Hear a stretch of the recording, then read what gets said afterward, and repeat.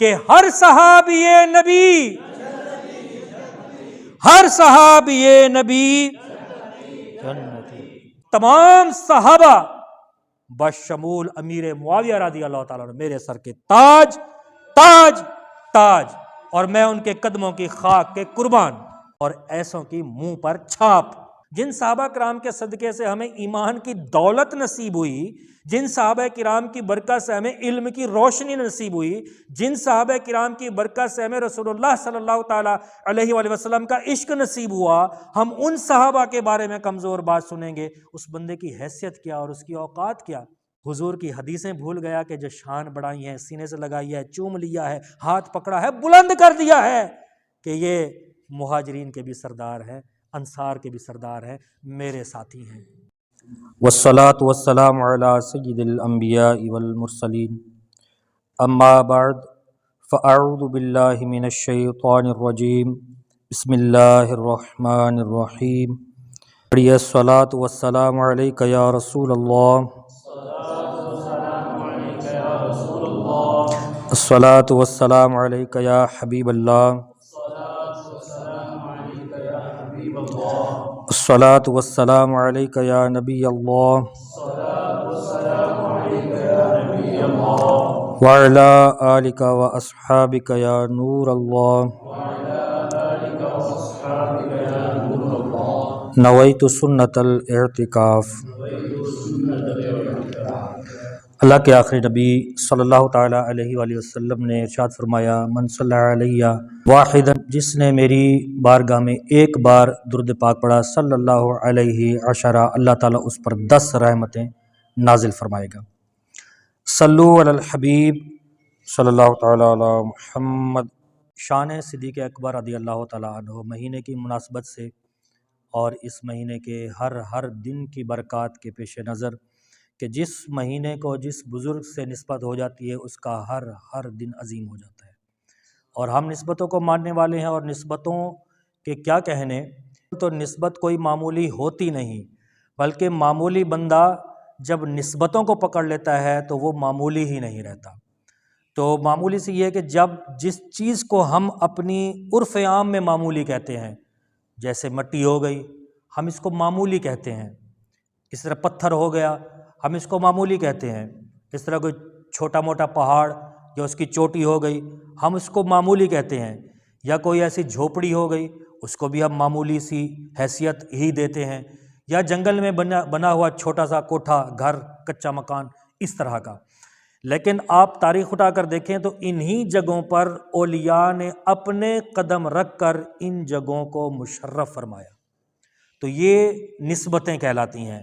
اس لیے ہم جب مکہ شریف جائیں یا مزارات اولیاء کی جانب جائیں یا ایسے شہروں میں جائیں کہ جہاں ہم نے تاریخ میں پڑھا ہے کہ یہاں فلاں بزرگوں کے قدم لگے، یہاں فلاں بزرگ نے نماز ادا فرمائی، یہاں فلاں بزرگ نے جو ہے قرآن پاک کی تلاوت فرمائی، تو ہمارا دل باغ باغ ہو جاتا ہے، اور اس جگہ پر جانے کو جی کرتا ہے کہ وہاں جا کر نماز بھی پڑھی جائے، اللہ کی بارگاہ میں دعا بھی مانگی جائے۔ تو شان صدیق اکبر ہم پڑھنے کی، سننے کی سعادت حاصل کریں گے، اور اس سے پہلے یہ کہ جو کمزور اعتقاد والے لوگ ہیں ان کے ساتھ گفتگو نہ کی جائے، ان کے ساتھ بیٹھا بھی نہ جائے، اور ان کے ساتھ تو کوئی معاملہ ہی دنیاوی نہ کیا جائے، اسی میں عافیت ہے۔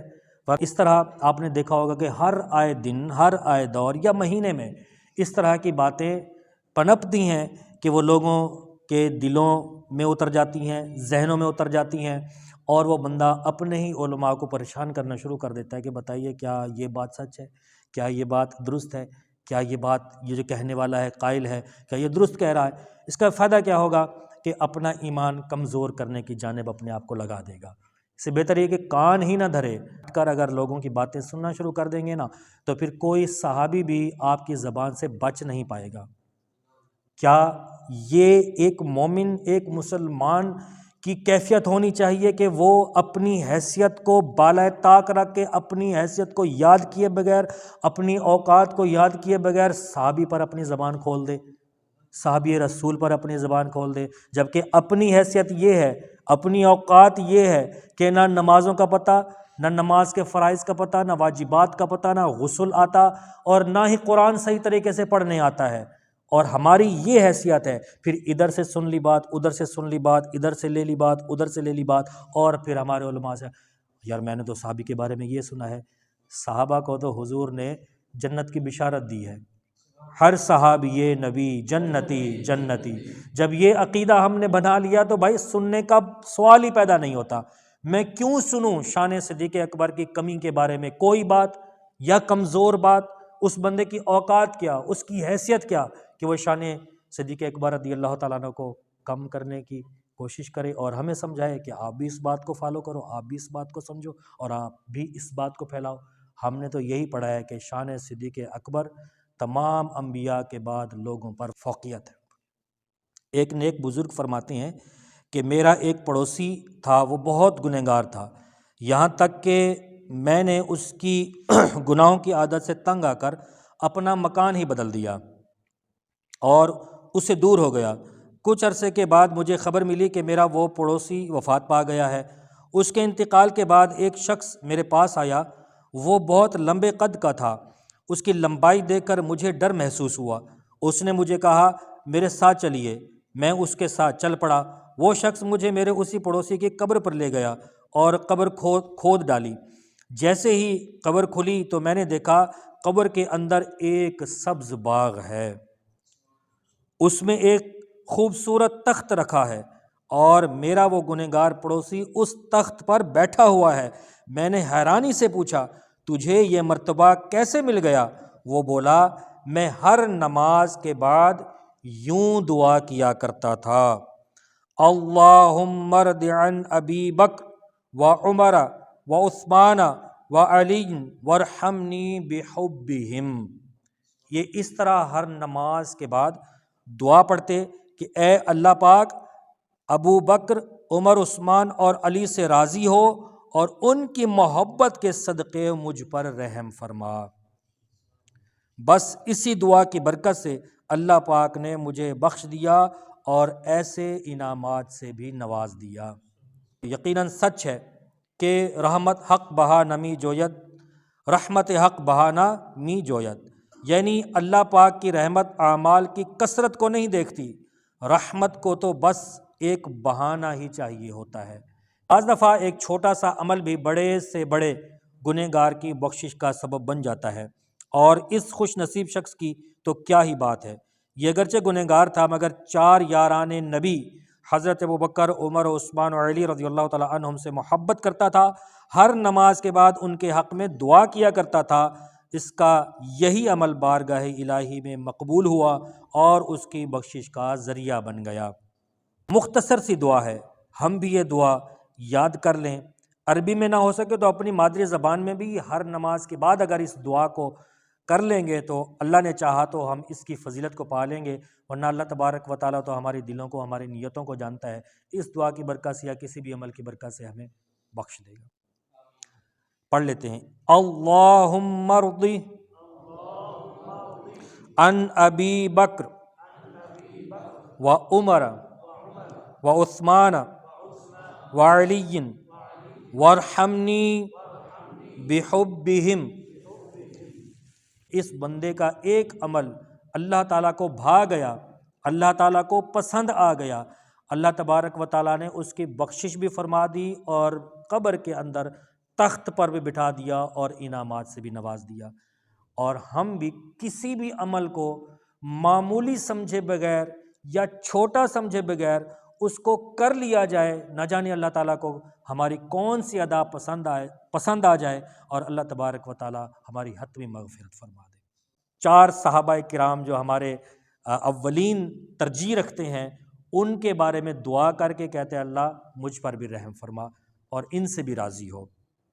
اور بد عقیدگیوں میں ڈبکیاں لگانے والے اور ان صحابہ کرام پر کلام کرنے والے، انہوں نے کبھی اپنی حیثیت کو ہی نہیں دیکھا، اپنی اوقات کو بھی نہیں ٹٹولا، اس وجہ سے کمزور باتیں وہ کرتے ہیں۔ جمادی الاخری یعنی ابھی جو اسلامی مہینہ اپنی برکتیں لٹا رہا ہے، اس کی 22 تاریخ کو یوم صدیق اکبر منایا جاتا ہے۔ اسی مناسبت سے آج ہم حضرت صدیق اکبر رضی اللہ تعالیٰ عنہ کے فضائل اور چند اعلیٰ اوصاف سننے کی سعادت حاصل کریں گے۔ اللہ پاک ہم سب کو تمام صحابہ و اہل بیت بالخصوص حضرت صدیق اکبر رضی اللہ تعالیٰ عنہ سے سچی پکی محبت کرنے، آپ کے نقش سیرت سے روشنی لے کر اپنے اخلاق کو کردار سنوارنے کی توفیق عطا فرمائے۔ حضرت صدیق اکبر رضی اللہ تعالیٰ عنہ بہت ہی بلند مرتبہ صحابی ہیں۔ آپ کا نام پاک عبداللہ، کنیت ابو بکر اور صدیق اور عتیق کے مشہور لقب ہیں۔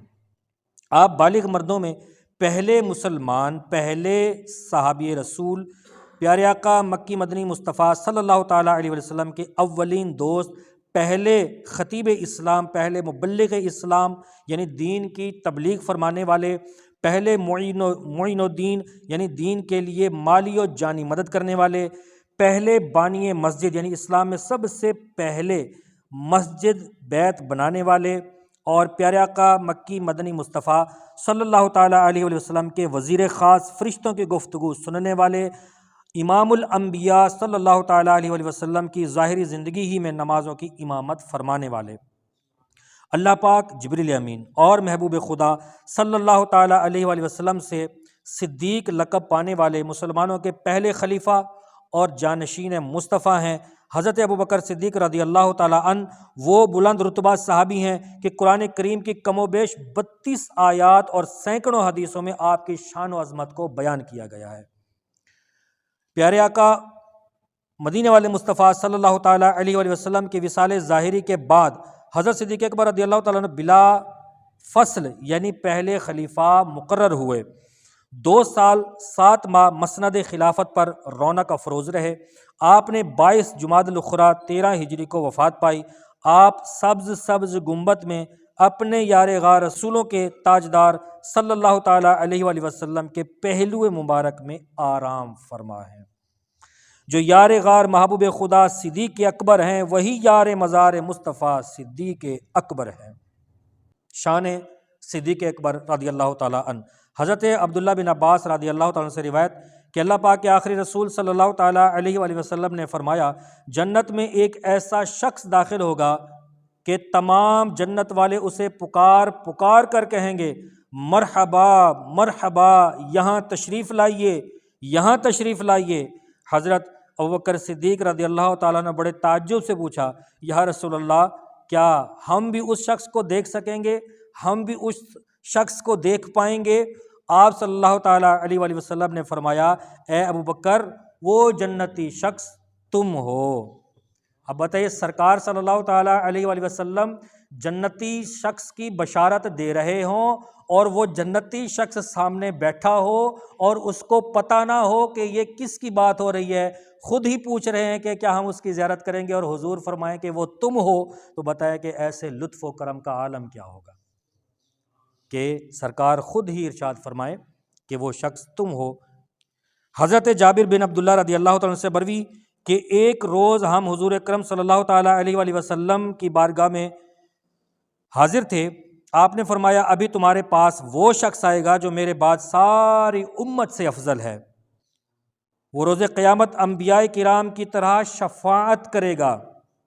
حضرت جابر بن عبداللہ رضی اللہ تعالیٰ فرماتے ہیں، ابھی تھوڑی ہی دیر گزری تھی کہ حضرت ابوبکر صدیق رضی اللہ تعالیٰ عنہ آ گئے تو آپ صلی اللہ تعالیٰ علیہ وسلم اٹھے، ان کی پیشانی کو چوما اور انہیں گلے سے لگا لیا۔ یہ شان ہے صدیق اکبر رضی اللہ تعالیٰ عنہ کی۔ حضرت معاذ بن جبل رضی اللہ تعالیٰ عنہ سے روایت ہے کہ نور کے پیکر تمام نبیوں کے سرور صلی اللہ تعالیٰ علیہ وسلم نے فرمایا، روز قیامت عرش اعظم کے سامنے میرے اور حضرت ابراہیم علیہ السلام کے لیے ایک ممبر نصب کیا جائے گا اور ابو بکر کے لیے ایک کرسی نصب کی جائے گی جس پر یہ بیٹھیں گے، اور ایک اعلان کرنے والا اعلان کرے گا، یا لک من صدیق بین خلیل و حبیب، یعنی صدیق کی عظمت کے کیا کہنے کہ وہ خلیل اللہ اور حبیب اللہ کے درمیان تشریف فرما ہیں۔ کیا شان ہے صدیق اکبر رضی اللہ تعالیٰ عنہ کی۔ ہمارے آقا مسلمانوں کے پہلے خلیفہ حضرت ابوبکر صدیق رضی اللہ تعالیٰ عنہ کی خصوصیت ہے کہ آپ یار غار مصطفیٰ ہیں۔ مکہ سے مدینہ ہجرت کے دوران سرکار علی وقار صلی اللہ تعالیٰ علیہ وسلم نے 3 دن غار ثور میں قیام فرمایا، ان 3 دنوں میں صرف ایک ہی ہستی صدیق اکبر رضی اللہ تعالیٰ عنہ آپ کے ساتھ تھے۔ علماء فرماتے ہیں کہ حضرت صدیق اکبر رضی اللہ تعالیٰ عنہ کو یہ جو خدمت کا موقع ملا، یہ ایسی سعادت ہے جو کسی نبی علیہ السلام کے کسی صحابی کو نصیب ہی نہیں ہوئی۔ کیا شان ہے صدیق اکبر رضی اللہ تعالیٰ عنہ کی، جو یار غار محبوب خدا صدیق اکبر ہیں، وہی یار مزار مصطفیٰ صدیق اکبر ہے۔ غار ثور میں قیام کے دوران بعض انوکھے واقعات بھی پیش آئے۔ سلطان المفسرین حضرت عبداللہ بن عباس رضی اللہ تعالیٰ عنہ سے روایت ہے کہ اس قیام کے دوران ایک وقت حضرت ابوبکر صدیق رضی اللہ تعالیٰ عنہ کو سخت پیاس لگی۔ آپ نے بارگاہ رسالت میں عرض کیا، رسول ذی شان مکی مدنی سلطان صلی اللہ تعالیٰ علیہ وآلہ وسلم نے فرمایا، غار کے اندر جاؤ اور وہاں پانی موجود ہوگا، جاؤ اور پی لو۔ حضرت صدیق اکبر رضی اللہ تعالیٰ عنہ اٹھے اور غار کے اندر کی طرف چلے گئے۔ وہاں آپ کو پانی ملا جو شہد سے زیادہ میٹھا، دودھ سے زیادہ سفید اور مشک سے زیادہ خوشبودار تھا۔ صدیق اکبر رضی اللہ تعالیٰ نے پانی پیا اور واپس آ گئے۔ سرکار علی وقار صلی اللہ تعالیٰ علیہ وآلہ وسلم نے فرمایا، اے ابو بکر، میں تمہیں ایک خوشی کی بات بتاؤں؟ عرض کیا، میرے ماں باپ آپ پر فدا ہوں۔ کیوں نہیں، ضرور ارشاد فرمائیے۔ آپ صلی اللہ تعالیٰ علیہ وآلہ وسلم نے فرمایا، اللہ پاک نے جنت کی نہروں پر مقرر فرشتے کو فرمایا کہ وہ جنت الفردوس کی ایک نہر غار کے اندر نکال دے تاکہ ابو بکر پانی پی لے۔ یہ خوشخبری سن کر حضرت صدیق اکبر رضی اللہ تعالیٰ نے حیرت سے عرض کیا، کیا اللہ پاک کے ہاں میری اتنی قدر ہے؟ فرمایا، ہاں، بلکہ اس سے بھی زیادہ ہے۔ اے ابو بکر، اس ذات کی قسم جس نے مجھے سچا نبی بنا کر بھیجا، تم سے بغض و حسد رکھنے والا چاہے 70 انبیاء کی نیکیوں کے برابر بھی وہ نیکیاں لے آئے، ہرگز جنت میں نہیں جائے گا۔ صدیق اکبر رضی اللہ تعالیٰ عنہ اللہ پاک کے بھی پیارے ہیں، اللہ کے محبوب صلی اللہ تعالیٰ علیہ وآلہ وسلم کے بھی پیارے ہیں۔ رب قدیر کی بارگاہ میں آپ کا یہ مقام ہے کہ آپ کو پیاس لگے تو جنتی نہروں کا رخ دنیا کی طرف موڑ دیا جاتا ہے۔ اس ایمان افروز روایت سے ہمیں ایک سبق یہ بھی سیکھنے کو ملتا ہے۔ میرے اور آپ کے آقا مکی مدنی مصطفیٰ صلی اللہ تعالیٰ علیہ وآلہ وسلم نے فرمایا، اے ابو بکر، تم سے بغض رکھنے والا اگرچہ 70 نبیوں کی نیکیوں کے برابر نیکیاں لے آئے تب بھی جنت میں نہیں جا سکے گا۔ اللہ اکبر، کیسی عبرت کی بات ہے۔ صرف ایک نبی علیہ السلام کی نیکیوں کے برابر بھی نیکیاں کسی کی نہیں ہو سکتی، تو 70 نبیوں کی نیکیوں کے برابر نیکیاں کیسے ہو سکتی ہیں؟ نبی آخر نبی ہیں، ان کے برابر نیک اعمال بھلا کون کر سکے گا؟ ہم جیسے گنہگار تو دور کی بات، بڑے بڑے اولیاء اللہ کی نیکیاں بھی نبیوں کی نیکیوں کے برابر نہیں ہو سکتی۔ مگر عبرت کی بات دیکھیے، بالفرض اگر کوئی اتنی نیکیاں کر بھی لے لیکن اس کے دل میں حضرت صدیق اکبر رضی اللہ تعالیٰ عنہ کا بغض موجود ہو، تو صرف یہ ایک برائی ہی اتنی کافی ہے کہ ان کی ساری نیکیوں پر بھاری ہو جائے گی اور بندہ جنت سے محروم رہ جائے گا۔ اول تو یہ ہے کہ کوئی بھی شخص ایک نبی کی نیکی کے برابر پہنچ ہی نہیں سکتا، لیکن حضور خود اپنی وما ینطق عن الہویٰ والی مبارک زبان سے ارشاد فرما رہے ہیں کہ 70 نبیوں کی نیکیاں بھی اگر وہ لے کر کے آئے اور بغض صدیق اکبر کا ہو تو وہ جنت میں نہیں جائے گا۔ حالانکہ یہ پاسبل ہی نہیں ہے، یہ ممکن ہی نہیں ہے کہ وہ 70 انبیاء کی نیکیاں لے کر کے آئے، لیکن سرکار صلی اللہ تعالیٰ علیہ وسلم کی صدیق اکبر رضی اللہ عنہ کی شان کو بڑھانے کا انداز دیکھیں، یہ انداز ہے نرالا انداز اور ایسوں کی منہ پر چھاپ۔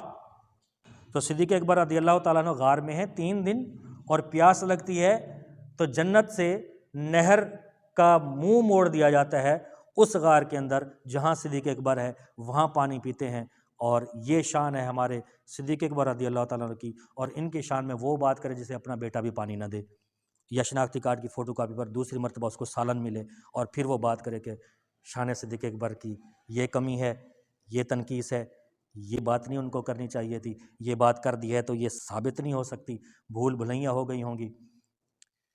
تو جو یہ شان ہے صدیق اکبر رضی اللہ تعالی عنہ کی کہ وہ بندہ جو بن بلائے چلا جائے اور کوئی منہ نہ لگائے، گھر آئے بچے سے پانی مانگے وہ پانی نہ دے، اور وہ بات کرے کہ صدیق اکبر میں یہ کمی ہے، جنت کی نہروں کا رخ جن کے لیے موڑ دیا جائے ان کے لیے کمزور بات کرے جس کا اپنا بچہ نافرمان ہو، تو یہ شان صدیق اکبر کی ہے۔ ہمیں توجہ دینی چاہیے کہ میں نے کس کو سننا ہے، میں نے کس کی بات کو ترجیح دینی ہے، جس سے ہم بہت پیار کرتے ہیں نا، تو اس کی حفاظت کا ذمہ ہم خود لے لیتے ہیں۔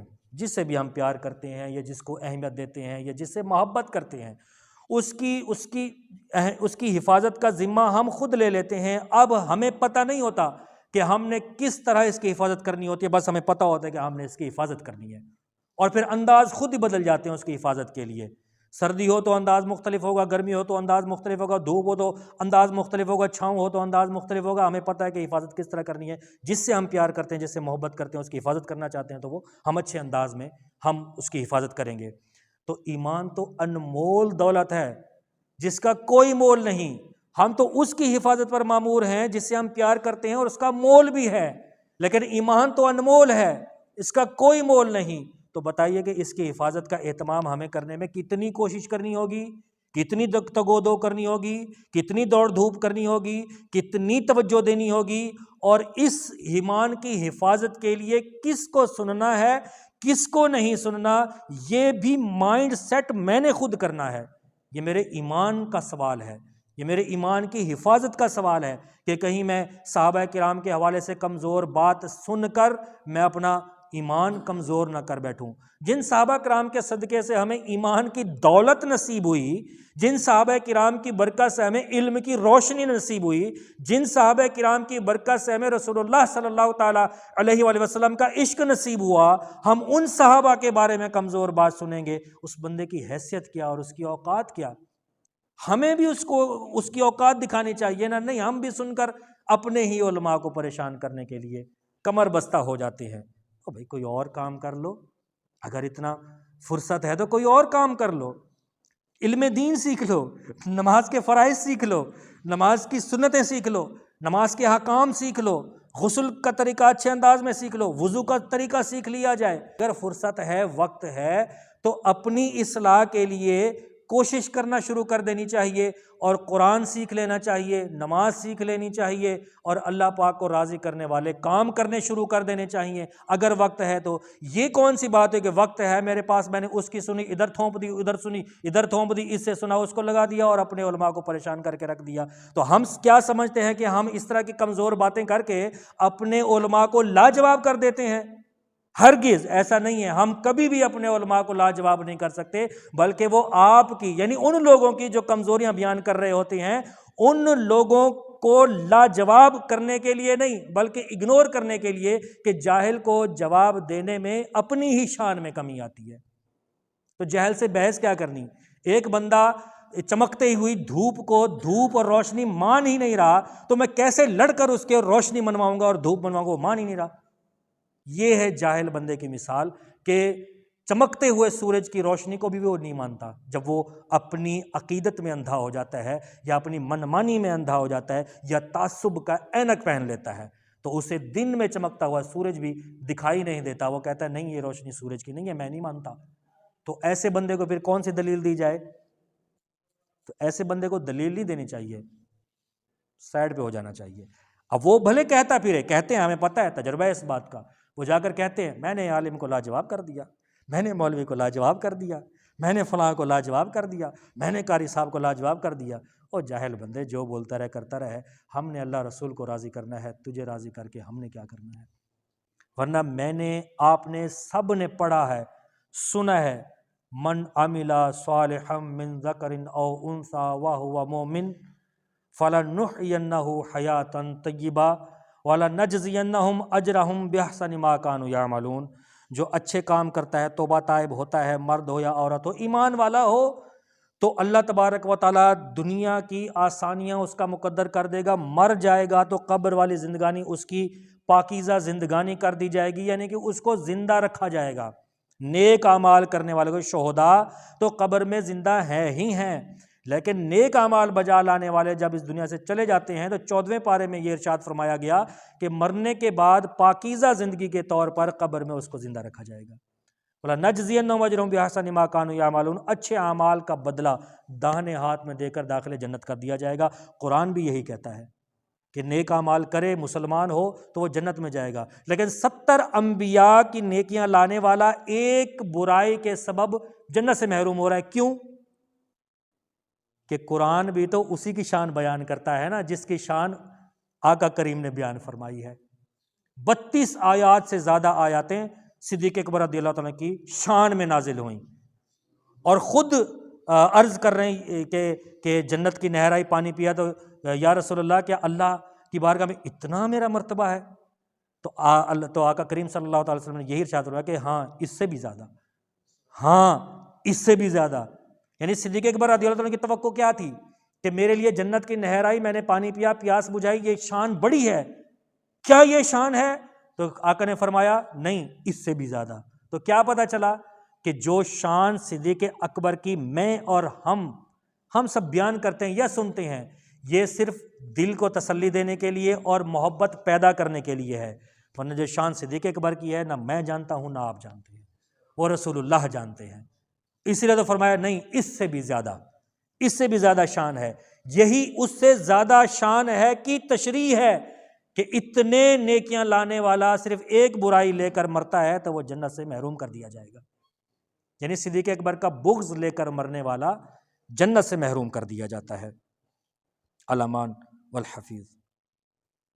صحابی رسول حضرت انس بن مالک رضی اللہ تعالیٰ عنہ فرماتے ہیں کہ ایک دن سرکار علی وقار صلی اللہ تعالیٰ علیہ وآلہ وسلم ممبر پر جلوہ فرما ہوئے اللہ پاک کی حمد و ثنا بیان کی، پھر فرمایا ابو بکر کہاں ہیں؟ صدیق اکبر رضی اللہ تعالیٰ نے عرض کیا یا رسول اللہ صلی اللہ تعالیٰ علیہ وآلہ وسلم میں یہاں حاضر ہوں۔ فرمایا ابو بکر میرے قریب آ جاؤ۔ آپ قریب حاضر ہوئے۔ میرے اور آپ کے آقا محبوب خدا صلی اللہ تعالیٰ علیہ وآلہ وسلم نے حضرت صدیق اکبر رضی اللہ تعالیٰ عنہ کو اپنے سینے سے لگایا اور اپنے پیارے پیارے نورانی ہونٹوں سے صدیق اکبر رضی اللہ تعالیٰ عنہ کی پیشانی کو چوم لیا۔ اچھا، میں نے اور آپ نے ایک حدیث پاک سنی ہے کہ سرکار صلی اللہ علیہ وسلم جس کو چھو لیں اس کو جہنم کی آگ نہیں جلائے گی۔ یار آپ بھی صدیق اکبر کے بارے میں کمزور بات سنیں گے؟ میں تو کمزور بات کرنے والے کی تو بات ہی نہیں کرتا نا، اس کی تو کوئی بات ہی نہیں ہے نا، کوئی اوقات ہے اس کی، جو سنتا ہے میں اس کی بات کر رہا ہوں۔ کیا سنیں گے ہم؟ سرکار نے چوما ہے، جنت کی بشارت دی ہے، جنت کی نہروں کا میٹھا میٹھا پانی پیا ہے، خوشبودار پانی پیا ہے، کیا اب بھی کمزور بات سنیں گے صدیق اکبر رضی اللہ تعالیٰ کے بارے میں؟ سنی ہے تو اسے توبہ کریں گے اور آئندہ کبھی نہیں سنیں گے۔ ایسا نہیں کہ اسے جھگڑیں گے یا جھگڑا مول لیں گے، بس ہم جہلا سے منہ موڑ لیں گے اور اپنے صحابہ کی محبت دل سے جانے نہیں دیں گے، بلکہ جانا تو دور کی بات، ہم کم نہیں ہونے دیں گے۔ نہ جانے کی میں بات نہیں کرتا، ہم کم نہیں ہونے دیں گے کہ ہر صحابی نبی، ہر صحابی نبی جنتی، پیشانی کو چوم لیا۔ حضرت انس بن مالک رضی اللہ تعالیٰ فرماتے ہیں ہم نے دیکھا کہ اس وقت رسول اکرم صلی اللہ تعالیٰ علیہ وآلہ وسلم کی مبارک آنکھوں سے آنسو بہہ رہے تھے۔ میں نے صدیق اکبر کا ہاتھ پکڑ کر اونچی آواز سے فرمایا اے مسلمان کے گروہ، یہ ابو بکر صدیق ہے، یہ مہاجرین کا بھی سردار ہے، انصار کا بھی سردار ہے، دونوں گروہوں کا یہ سردار ہے، یہ میرا ساتھی ہے۔ یہ کون فرما رہے ہیں؟ آقا کریم صلی اللہ تعالیٰ علیہ وسلم۔ بوسہ دیا، سینے سے لگایا نہیں، اس کے بعد بھی ہاتھ پکڑا، قریب کیا اور ہاتھ کو بلند کر دیا اور لوگوں کو مخاطب کیا، وہ بھی مسلمانوں کے گروہوں کو مخاطب کیا کہ مہاجرین کے بھی سردار ہیں، انصار کے بھی سردار ہیں اور میرے ساتھی ہیں۔ اب بتا، حضور سے محبت کرنے والا صدیق اکبر کو دور کرے یا دور کرنے کی کوشش کرے تو یہ تو وہی بات ہے آقا کریم میں آپ کی تو مانوں، آپ کو تو مانوں پر آپ کی نہ مانوں۔ یہ کون سا عشق ہوا؟ آقا کریم ہاتھ پکڑ کے اپنی طرف کھینچ رہے ہیں اور فرما رہے ہیں کہ یہ میرا ہے، یہ میرا ساتھی ہے، اور میں حضور سے دور کرنے کی کوشش کر رہا ہوں، والعیاذ باللہ۔ یہ میرا ساتھی ہے، اس نے میری اس وقت تصدیق کی جب لوگ مجھے جھٹلا رہے تھے، پس جو اس سے بغض رکھے اس پر اللہ پاک کی اور لعنت کرنے والوں کی لعنت ہو۔ یہ آقا کریم صلی اللہ تعالیٰ علیہ وآلہ وسلم نے ارشاد فرمایا۔ اس واقعے کو کتنا عرصہ ہو گیا ہوگا؟ 1400 سال پہلے۔ تو اس سے یہ بھی پتہ چلتا ہے کہ حضور جانتے ہیں، لیکن پھر توجہ دلانی پڑتی ہے نا کہ حضور غیب بھی جانتے ہیں، حضور غیب بھی جانتے ہیں۔ تو یہ غیب کی بھی اس میں خبر ہے کہ یہ جو بکواس کرنے والے پیدا ہوں گے، اگر وہ اس کو پڑھ لیں گے تو شرمسار ضرور ہوں گے، یا اگر شرمسار نہ ہوں تو پھر چلو بھر پانی میں ڈوب مریں۔ حضور ان کی شان کو بڑھائیں، اور امتی جو حضور کی حدیثیں پڑھ کے عالم دین بنتا ہے کہ یہاں پر صدیق اکبر کی شان کو کم کرنے کی کوشش کی جا رہی ہے، اور پھر وہ کہتا ہے کہ اس حدیث میں یہ کمزوری ہے۔ اس حدیث میں کوئی کمزوری نہیں ہے، حضور نے بیان فرما دیا صدیق اکبر کی شان سب سے اعلیٰ ہے، اب کم نہیں ہو سکتی۔ کم کرنے والا اپنا درجہ دیکھے۔ اللہ پاک کی پناہ دعا کیا کیجئے کہ اللہ پاک ہمیں مرتے دم تک ایسی نحوست سے محفوظ فرمائے۔ صحابہ کرام علیہم رضوان کی بے ادبی کرنا، ان سے متعلق دل میں میل رکھنا سخت نقصان دہ ہے۔ امام ابن ابی دنیا رحمۃ اللہ تعالی علیہ، امام بخاری رحمۃ اللہ علیہ سے بھی پہلے کے بزرگ ہیں، علم حدیث میں آپ کا بہت بڑا مقام ہے۔ آپ لکھتے ہیں کہ مدائن میں ایک شخص کا انتقال ہوا، گھر والوں نے میت پر کپڑا ڈال دیا اور غسل و کفن وغیرہ کی تیاریاں کرنے لگے۔ جو گھر والے میت کے پاس ہی بیٹھے تھے، ان کا کہنا ہے کہ ہم نے دیکھا کہ اچانک کپڑے کو حرکت ہوئی اور میت کے منہ سے کپڑا ہٹ گیا۔ پھر وہی شخص جس کا انتقال ہو چکا تھا وہ بول کر کہنے لگا کہ مدائن کی مسجد میں کچھ لوگ ہیں جو حضرت ابو بکر و عمر رضی اللہ تعالیٰ عنہما کو برا بھلا کہتے ہیں۔ وہ فرشتے جو میری روح قبض کرنے آئے ہیں وہ ان لوگوں پر لعنت کر رہے ہیں۔ پھر اس نے 2 مرتبہ استغفر اللہ پڑھا اور دوبارہ موت کی نیند سو گیا۔ لعنت کا مطلب ہے اللہ پاک کی رحمت سے دوری اور محرومی۔ یہاں غور فرمائیے، جس شخص پر فرشتے لعنت بھیج رہے ہوں اس شخص کی کیا حیثیت ہوگی، کیا حالت ہوگی، کس طرح اس کی مشکلات آسان ہوں گی، کیسے وہ کامیابیوں کی طرف بڑھ پائے گا۔ پھر بڑی بات یہ کہ جس پر فرشتوں کی لعنت برستی ہو، اگر وہ بغیر توبہ کیے دنیا سے چلا جائے تو قبر میں، حشر میں، پل صراط پر اس کا کیا بنے گا۔ الہی رحم فرما، خادم صدیق اکبر ہوں، تیری رحمت کے صدقے واسطہ صدیق اکبر کا۔ تو یہ بھی اللہ تبارک و تعالیٰ کی طرف سے ہم لوگوں کو تنبیہ ہے، اور وہاں کے لوگوں کو بھی تنبیہ ہے کہ صدیق اکبر و عمر رضی اللہ عنہ کی برائی کرنے والوں کی خبر وہ دے رہا ہے کہ جس کی ابھی شامت آنے والی ہے۔ یہ روایت ہے کہ ابو خصیم نامی ایک شخص تھا جو کفن بانٹا کرتا تھا۔ جب بھی اسے خبر ملتی کہ فلاں جگہ میت ہے اور اس کے گھر والے کفن خریدنے کی استطاعت نہیں رکھتے تو یہ شخص کفن کا اہتمام کر دیا کرتا تھا۔ ایک روز اس کے پاس ایک شخص آیا اور کہا فلاں جگہ میت ہو گئی ہے۔ ابو خصیم نے فوراً اپنے ایک شخص کو ساتھ لیا اور میت والے گھر پہنچ گئے۔ ابو خصیم کہتے ہیں کہ میں نے دیکھا وہاں لوگ جمع ہیں، درمیان میں میت پڑی ہوئی ہے جس کے پیٹ پر ایک اینٹ رکھی ہوئی ہے۔ لوگوں نے مرنے والے کی بہت تعریفیں کی اور اس کے نیک اعمال کے متعلق بھی بتایا۔ میں نے ان سے کہا تم اس کو غسل کیوں نہیں دیتے؟ بولے ہمارے پاس کفن نہیں ہے۔ فرماتے ہیں میں نے فوراً اپنے ساتھی کو کفن لینے بھیج دیا، ایک شخص کو قبر کی تیاری کے لیے لگا دیا، اہل خانہ غسل کے لیے پانی گرم کرنے لگے اور میں میت کے پاس بیٹھ گیا۔ ہم ابھی بیٹھے ہی تھے کہ اچانک مردہ حرکت کرنے لگا، اس کے پیٹ پر رکھی ہوئی اینٹ بھی گر گئی اور وہ اٹھ کر بیٹھ گیا۔ اب وہ بلند آواز سے کہہ رہا تھا ہائے آگ، ہائے آگ۔ میں نے کہا لا الہ الا اللہ پڑھو۔ مردہ بولا آہ مجھے اس کا کوئی فائدہ نہیں ہوگا، اللہ پاک کوفہ کے رہنے والے اس بڈھے پر لعنت فرمائے، اس نے مجھے بھٹکا دیا، اس کے کہنے پر میں حضرت ابو بکر و عمر رضی اللہ تعالیٰ عنہما کو گالیاں دیا کرتا تھا۔ ایک روایت میں ہے وہ مردہ بولا مجھے آگ کی طرف لے جایا گیا، مجھے میرا ٹھکانہ دکھایا گیا، پھر کہا گیا واپس جاؤ لوگوں کو اپنا ٹھکانہ بتاؤ، یعنی ابو بکر و عمر رضی اللہ تعالیٰ عنہما کو برا بھلا کہنے کا انجام بتاؤ، پھر تمہیں واپس اسی آگ میں آنا ہے۔ یہ کہہ کر وہ بے جان ہو کر گرا اور دوبارہ موت کے گھاٹ اتر گیا۔ یہ اس نے واقعہ بتایا اور زندگی اللہ تعالیٰ نے عطا فرمائی اور اس کا جو ٹھکانہ تھا وہ بھی بتا دیا گیا۔ اب ان واقعات کو بھی کمزور کرنے کی بجائے آقا کریم صلی اللہ تعالی وسلم کی پہلی والی حدیث کو ہی دیکھ لیا جائے کہ صدیق اکبر سے حسد اور بغض رکھنے والا جنت سے محروم کر دیا جائے گا، جنت میں نہیں جائے گا۔ تو اب جنت میں نہیں جائے گا تو کہاں جائے گا؟ جہنم میں جائے گا۔ یہ دو واقعات اس حدیث کی تشریح بھی ہو سکتے ہیں، اللہ تعالیٰ چاہے دکھا دے۔ یہ ہوتی ہے حقانیت کی دلیل، واقعات کی صورت میں آنا۔ اگر آج بھی اس طرح کے واقعات ہمیں دیکھنے کو مل جائیں، کسی کی قبر پھٹ جائے، آگ بھڑکتی ہوئی نظر آ جائے، سانپ جاتے ہوئے نظر آ جائیں، یا مردہ عذاب میں مبتلا دکھائی دینے لگ جائے، یا پھر وہ کفن میں ہی لپٹا ہوا ہے تو اس کا جسم نیلا پیلا ہونے لگے، رد و بدل ہونے لگے، کیڑے مکوڑے نظر آنے لگے، ایسی میتیں آپ نے نہیں سنی؟ دیکھنے کی میں بات نہیں کرتا، شاید نہ دیکھی ہوں، سنی تو ہوں گی نا، لیکن ہم نے دیکھی ہیں ایسی میتیں، ہم نے دیکھی ہیں، کیونکہ ہمارا کام غسل و کفن سے ہے، ہم نے دیکھی ہیں ایسی میتیں۔ تو اس طرح کی میتیں ہم نے، اس سے کیا عبرت کرنی چاہیے۔ تو اب اس طرح کی لاشوں کے بارے میں کیا حسن ظن رکھے گا؟ جب تحقیق کریں گے تو پھر یہی کہ اس نے اس عالم کو سنا تھا کہ صدیق اکبر رضی اللہ تعالیٰ تو کمزور باتیں کرتے ہیں، سمجھ رہے ہیں میری بات؟ تو اب اس نے اس عالم کو سن لیا کہ جو کمزوری بیان کر رہے ہیں حضرت صدیق اکبر کی، اور اس نے اس کی بات پر یقین کر لیا، اپنے ایمان کو اور آخرت کو دو پہ لگا دیا۔